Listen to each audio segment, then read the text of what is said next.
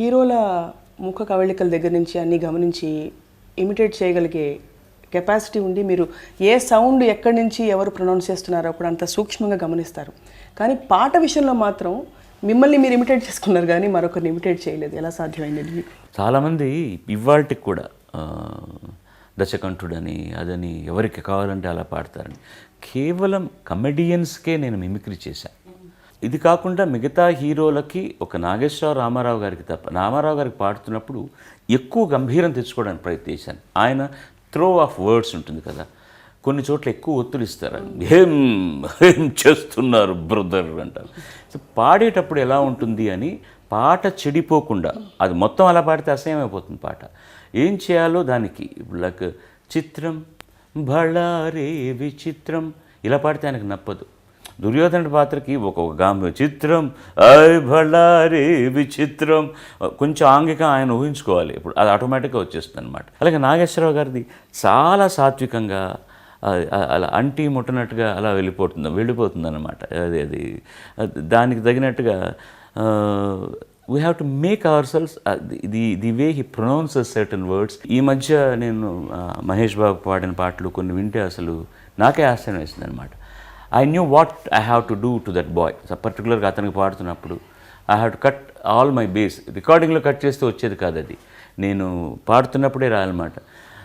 గారం చెయ్యన నయగారం చూపన తలలా సిగ్గుపడకే కాంచన.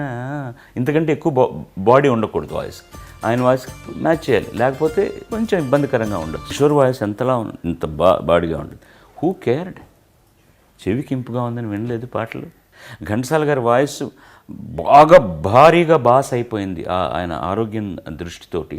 ఇప్పుడు మీరు వినండి, తేట తేట తెలుగులా చాలా లోగా ఉంటుంది వాయిస్, ఎక్కువగా బ్రెత్లెస్గా వినపడతారు ఘంటసాల. ఆ పాట నేను పాడలేను వదిలేయండి అన్నా కూడా మాకు మీ గాత్రం కావాలి, టైటిల్స్లో ఘంటసాల పేరు కావాలి.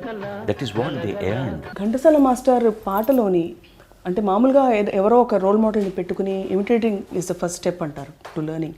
మీరు ఏ అంశాలు అంటే ఆయన పాటలోని గమనించి న్యాచురల్గా అబ్జర్వ్ చేసుకున్నారు? చాలా మంచి పాయింట్ మీరు అడిగింది.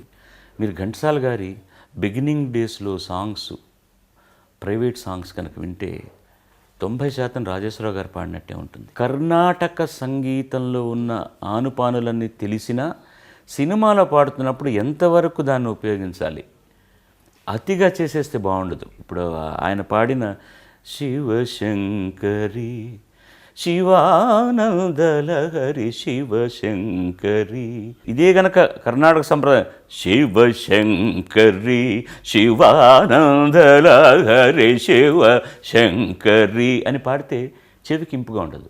ఆయనకు తెలియని, ఆయన బాగా నిష్ణాతుడైనటువంటి కర్ణాటక సంగీత విద్వాంసుడు. సినిమాకు ఎంత కావాలి అన్న ఒక నిష్పత్తిని ఆయన ఉపయోగించిన పద్ధతి, అది నేను ఎక్కువగా ఫాలో అయ్యాను.